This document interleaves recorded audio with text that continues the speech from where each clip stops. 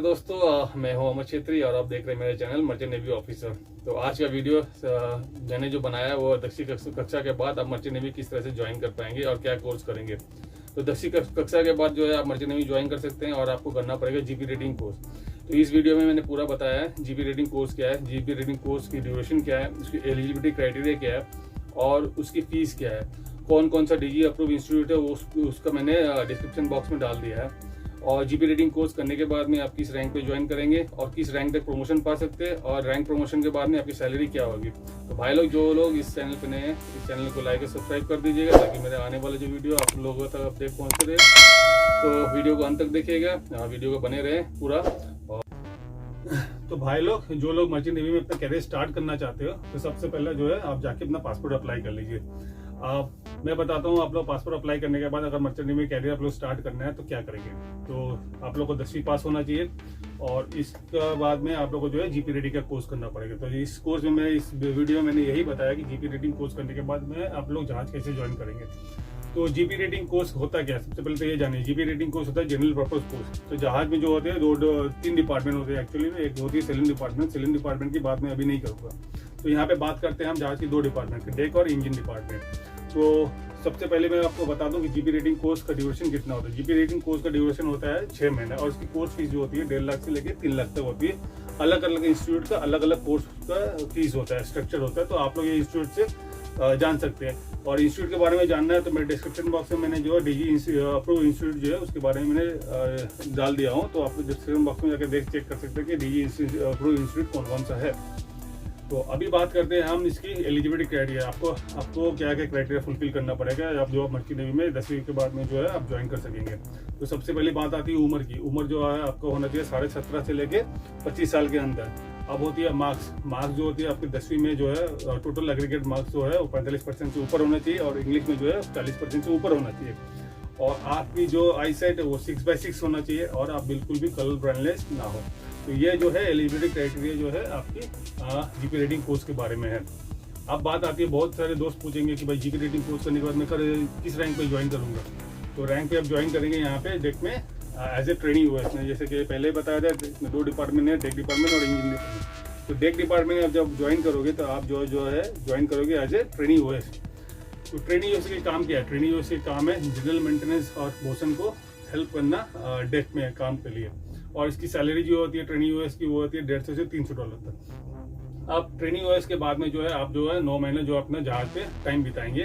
Time spend करने के बाद जब घर आएंगे तो आप जो है अपना वॉच कीपिंग अप्लाई करेंगे। वॉच कीपिंग मिलने के बाद में जो है आप जो है आपका प्रमोशन होगा। आप जो है ज्वाइन करेंगे एज ए ओएस। आप ओएस में जो है सैलरी जो है वही आपकी 700 से लेकर $1000 तक आती है। बट ये डिपेंड करती है कंपनी और किस टाइप के जहाज में आप सेल कर रहे हो। तो ये आती है ओएस की क्राइटेरिया। तो ओएस काम क्या करती है? ओएस काम करती है आपको जहाज पे डेक मेंटेनेंस में जैसे ही ट्रेनिंग ओएस करती है और बोसन को असिस्ट करती है, हेल्प करती है डेक में काम करने के लिए। तो ये बात आ गई ओएस की। तो ओएस में जो है आपको 18 महीना सी टाइम चाहिए सीओपी निकालने के लिए। मतलब आपको 2 जहाज करना पड़ेगा 9 महीना करके 18 महीना कंप्लीट करने होने के बाद में आप जो है एमएमडी में आओगे, फिर आप जो है सीओपी अप्लाई करोगे। और ये ओएस के काम में आप जो है जहाज के स्टीयरिंग में जहाज को चलाना सीख लीजिएगा ताकि आपका जो प्रमोशन है वो एबी में हो जाए। तो अभी आप सीओपी लेने के बाद में और आपके परफॉर्मेंस के ऊपर में आपको जो है कंपनी प्रमोशन देती है।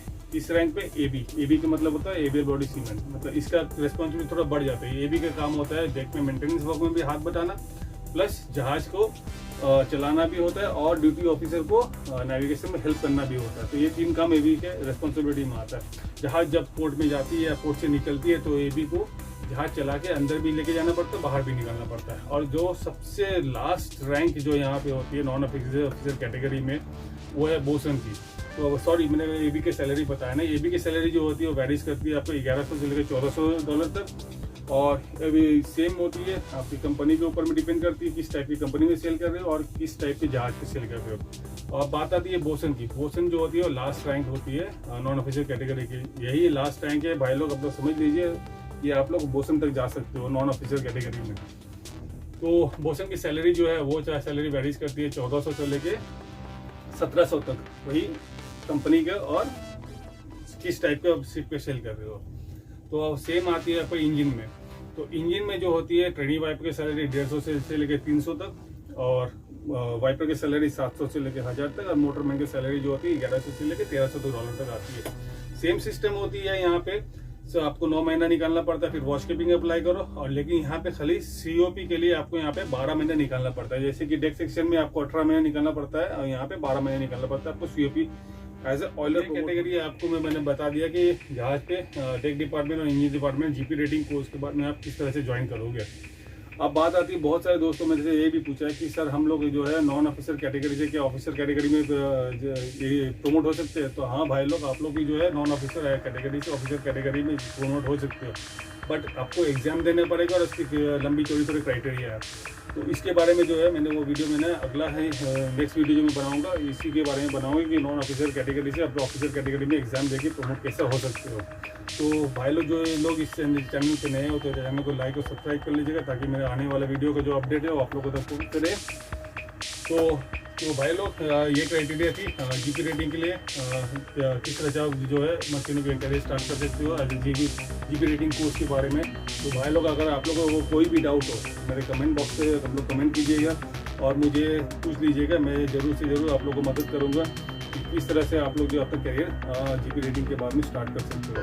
भाई लोग, एक चीज़ और आप लोग इंपॉर्टेंट बात करूँगा, किसी एजेंट के धोखे में मत रहिएगा, किसी एजेंट से संपर्क में मत रहिएगा। और एक चीज़ आपको इंपॉर्टेंट बता देता हूँ लास्ट तक में, कि प्लेसमेंट की जब बारी आती है तो बहुत सारे इंस्टीट्यूट से संपर्क कीजिएगा, उनकी MD से संपर्क कीजिएगा। तो बहुत सारे इंस्टीट्यूट जो है कंपनी से टाई अप होती है और उन लोग प्लेसमेंट देती है। तो आप लोग ये जब कोर्स करते हैं तो अच्छे इंस्टीट्यूट से कीजिए और उनके संपर्क में रहिए, तो उन लोग जो है आपको प्लेसमेंट दिलवा सकते हैं कंपनी से। अदरवाइज आप लोगों को कंपनी को सबको खुद से अप्रोच करके आप लोगों को जो है नौकरी की प्लेसमेंट